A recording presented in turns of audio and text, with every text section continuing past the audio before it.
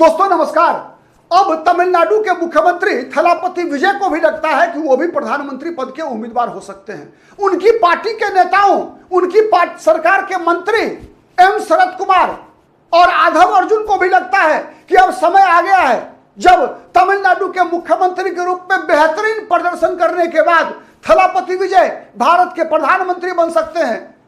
दोस्तों, थलापति विजय ने प्रधानमंत्री पद के लिए दावेदारी ठोक दी है। उस थलापति विजय ने राहुल गांधी के रास्ते में रोड़े अटका दिए हैं। जिस थलापति विजय को मुख्यमंत्री बनाने के लिए राहुल गांधी ने वर्षों पुराना संबंध डीएमके से तोड़ दिया था, एमके स्टालिन ने आरोप लगाया था कि राहुल गांधी ने उनकी पीठ पर छुरा भोंका है, इसलिए कि कांग्रेस पार्टी विधानसभा का चुनाव लड़ी थी द्रविड़ मुनेत्र कड़गम के साथ और पूरे परिणाम भी नहीं आए थे। जब यह स्पष्ट हो गया था कि टीवी के सिंगल लार्जेस्ट पार्टी बनने वाली है, तभी राहुल गांधी वो पहले व्यक्ति थे जिन्होंने थलापति विजय का मुख्यमंत्री पद के लिए समर्थन करने का फैसला किया था। न केवल अपनी पार्टी का समर्थन देने का फैसला किया था दोस्तों, बल्कि राहुल गांधी के कारण ही तमिलनाडु में इंडियन यूनियन मुस्लिम लीग, वीसीके, सीपीआई, सीपीएम जैसी पार्टियों ने भी राहुल गांधी के द्वारा तैयार कराए जाने पर ही थलापति विजय का समर्थन करने का फैसला किया था। और यह तब हुआ था दोस्तों जब ये सभी पार्टियां एमके स्टालिन के साथ गठबंधन करके चुनाव लड़ी थी। अब वही विजय ने प्रधानमंत्री पद की दावेदारी ठोककर यह कहकर सनसनी फैला दिया है कि मुख्यमंत्री के रूप में जिस प्रकार का प्रदर्शन थलापति विजय का इन दिनों रहा है दोस्तों, वैसे अभी तो 4 महीने का भी समय नहीं बीता है। और इसी दौरान महत्वाकांक्षाएं जिस प्रकार से हिलोड़े मार रही है और उसी आधार पर न केवल थलापति विजय का बल्कि थलापति विजय को प्रधानमंत्री पद का उम्मीदवार बनाने के लिए एक दक्षिण भारत का दांव भी चल दिया है टीवीके ने। यह कहकर आधव अर्जुन ने सनसनी फैला दिया कि समय आ गया है जब नरेंद्र मोदी का विकल्प दक्षिण भारत से किसी व्यक्ति को बनाने की आवश्यकता है। तो ऑब्वियस है दक्षिण भारत यानी थलापति विजय। दोस्तों, अकेले थलापति विजय नहीं है, राहुल गांधी के रास्ते में 2 और रोड़े हैं। एक रोड़ा तो किनारे हो गई ममता बनर्जी तब जब 4 मई को पश्चिम बंगाल के विधानसभा चुनाव का परिणाम निकल कर आया और ममता बनर्जी की भारी पराजय हुई। ममता बनर्जी भी एक रास्ता राहुल गांधी के रास्ते में रोड़े अटकाने वाली सबसे बड़ी चेहरा थी दोस्तों थलापति विजय से पहले। ममता बनर्जी कोई मौका नहीं चूकती थी जब ये बताने में कि राहुल गांधी इनकॉम्पिटेंट हैं, राहुल गांधी इनकॉम्पिटेंट हैं। लेकिन जैसे ही 4 मई को विधानसभा चुनाव का परिणाम आया और ममता बनर्जी 80 सीटों पर सिमट गई और Bharatiya Janata party 200 plus seat लाकर पश्चिम बंगाल में सरकार बनाने की स्थिति में आई, ममता बनर्जी के होश उड़ गए। सबसे पहला कॉल ममता बनर्जी ने राहुल गांधी को लगाया और कहा कि राहुल जी अब कोई चारा नहीं है, भारतीय जनता पार्टी से लड़ना है तो सबको एकजुट होना पड़ेगा। और उसका परिणाम हुआ दोस्तों कि 8 जून को दिल्ली में इंडिया अलायंस की बैठक बुलाई गई। ममता बनर्जी की मौजूदगी में, अखिलेश यादव की मौजूदगी में विपक्ष के नेता के रूप में राहुल गांधी का नेतृत्व स्वीकार किया गया उस बैठक में। और यह इशारा किया गया कि आने वाले दिनों में जब कभी भी सत्ता का परिवर्तन होगा, विपक्ष चुनाव जीतेगा तो राहुल गांधी विपक्ष के चेहरा होंगे। लगातार राहुल गांधी विपक्ष के नेता के रूप में सबको एकजुट करके आगे लेकर चलने का प्रयास कर रहे हैं। लेकिन राहुल गांधी के रास्ते में केवल थलापति विजय अकेले चुनौती नहीं है। ऐसा नहीं ममता बनर्जी की चुनौती ध्वस्त हो गई तो उसके बाद और कोई चुनौती नहीं बचा। अरविंद केजरीवाल एक बड़ी चुनौती है दोस्तों राहुल गांधी के रास्ते में। मैंने कई बार बताया है कि जिस प्रकार से अभी छात्र आंदोलन के दौरान आपने देखा, जंतर मंतर प्रोटेस्ट के बाद देखा, आपने संसद मार्च के बाद आपने देखा, जब राहुल गांधी के नेतृत्व में कांग्रेस पार्टी और समाजवादी पार्टी के लोगों ने प्रधानमंत्री के आवास के बाहर 7 लोक कल्याण मार्ग के बाहर जब धरना देने की चर्चा निकली दोस्तों, जब खबर फैली कि राहुल गांधी प्रधानमंत्री आवास के बाहर धरना पर बैठ गए हैं, सबसे पहली प्रतिक्रिया निकल कर आई आम आदमी पार्टी के हवाले से। आम आदमी पार्टी के चाहे वो अरविंद केजरीवाल हो, मनीष सिसोदिया हो, संजय सिंह हो, आतिशी मारलेना हो, अनुराग ठांडा हो, सभी ने राहुल गांधी पर प्रधानमंत्री से मिलीभगत का आरोप लगा दिया। दोस्तों, आम आदमी पार्टी हर उस राज्य में चुनाव लड़ती है जहां पर कांग्रेस पार्टी के सत्ता में आने या सत्ता में है या सत्ता में आने की संभावना है। चाहे वो गुजरात हो, चाहे वो गोवा हो, चाहे वो उत्तराखंड हो, चाहे वो हिमाचल प्रदेश हो, हर उस राज्य में आम आदमी पार्टी चुनाव लड़ती है जहां कांग्रेस पार्टी सत्ता की दावेदार होती है। पंजाब में भी कांग्रेस से सत्ता छीनी है आम आदमी पार्टी ने। दिल्ली में नकली फाइल दिखा कर कांग्रेस पार्टी को सत्ता से बाहर करने में सफलता हासिल की थी अरविंद केजरीवाल ने। तो राहुल गांधी के रास्ते में अनडाउटेडली अरविंद केजरीवाल एक बड़े खिलाड़ी हैं, बड़े चुनौती हैं। आप याद कीजिए दोस्तों 2014 का लोकसभा चुनाव, प्रधानमंत्री के खिलाफ ये जानते हुए भी कि वो चुनाव नहीं जीत पाएंगे बनारस से, लेकिन बनारस से अरविंद केजरीवाल ने प्रधानमंत्री नरेंद्र मोदी के खिलाफ जाकर नामांकन किया था और दूसरे नंबर पर आए थे। लगातार अरविंद केजरीवाल की पार्टी की गठन के बाद से ही अरविंद केजरीवाल के निशाने पर दिखावा के लिए भारतीय जनता पार्टी है, असली निशाना राहुल गांधी है।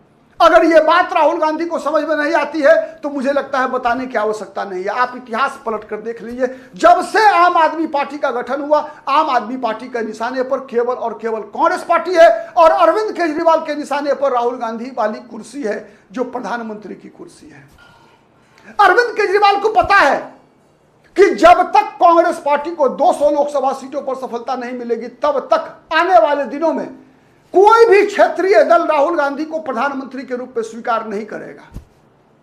हर राजनीतिक दल चाहेगा कि इस देश का प्रधानमंत्री अब कोई मनमोहन सिंह जैसा व्यक्ति नहीं हो, बल्कि कोई देवगौड़ा जैसा व्यक्ति हो, कोई आई.के. गुजराल जैसा व्यक्ति हो। देवगौड़ा और गुजराल का मतलब क्या है? देवगौड़ा और गुजराल का मतलब है दोस्तों कि वो प्रधानमंत्री वैसा व्यक्ति बने जिसका कि एक आध राज्यों से ज्यादा असर नहीं हो। कल्पना कीजिए अगर थलापति विजय प्रधानमंत्री बनते हैं तो थलापति विजय तमिलनाडु के बाहर, उत्तर प्रदेश में, बिहार में, पश्चिम बंगाल में, महाराष्ट्र में क्या उनका जनाधार बन सकता है? क्या वो वहां पर लोगों को आकर्षित कर सकते हैं? नहीं कर सकते। क्यों नहीं कर सकते? इसलिए कि उनकी पार्टी का आधार नहीं है। उनके पास अब प्रधानमंत्री के संदेश को पहुंचाने के लिए न संगठन है न कार्यकर्ता है। यह काम अगर कोई कर सकता है तो राहुल गांधी कर सकते हैं। और कहा गया है दोस्तों, याद कीजिए मनमोहन सिंह का हुआ बयान जब 2009 से लेकर 2014 के कार्यकाल के दौरान भ्रष्टाचार के कई आरोप लगे थे। 2G 3G लंद फंद देवानंद, हर घोटाला का आरोप लगा था दोस्तों। उस समय में मनमोहन सिंह को निराश होकर कहना पड़ा था कि गठबंधन धर्म की अपनी मजबूरियां होती हैं। यानी मनमोहन सिंह को ब्लैकमेल करने का प्रयास, यहां तक कि अटल बिहारी वाजपेयी की सरकार के दौरान भी दोस्तों याद होगा आपको, जब कभी भी गठबंधन की सरकार रही है और प्रधानमंत्री कमजोर रहा है, प्रधानमंत्री जितना कमजोर होगा उतना यह क्षेत्रीय राजनीतिक दलों का मनमानी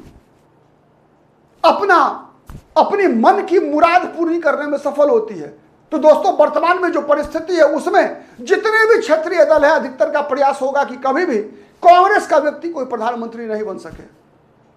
क्योंकि राहुल गांधी यदि प्रधानमंत्री बनते हैं तो अपील पूरे देश भर में है, लेकिन थलापति विजय, अरविंद केजरीवाल, ममता बनर्जी, M.K. स्टालिन जैसे चेहरों का नहीं है।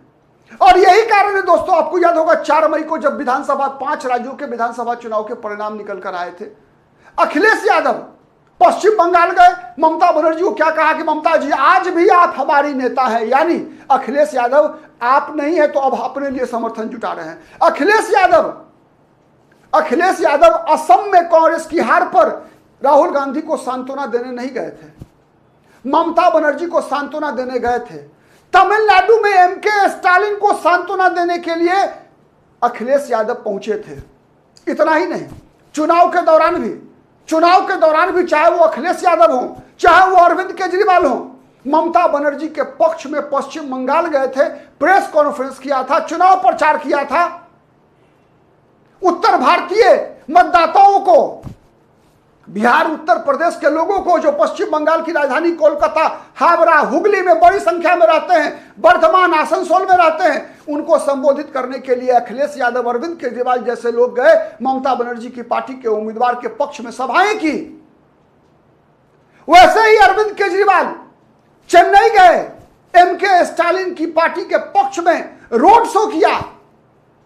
क्या इन लोगों ने कभी कांग्रेस पार्टी के उम्मीदवार के पक्ष में भी सभाएं की क्या? दोस्तों याद कीजिए, जब दिल्ली में विधानसभा का चुनाव हुआ 2025 में, वहां कांग्रेस पार्टी भी लड़ रही थी चुनाव अपने बलबूते पर, आम आदमी पार्टी भी लड़ रही थी, लेकिन अखिलेश यादव ने किस पार्टी के पक्ष में चुनाव अभियान चलाया?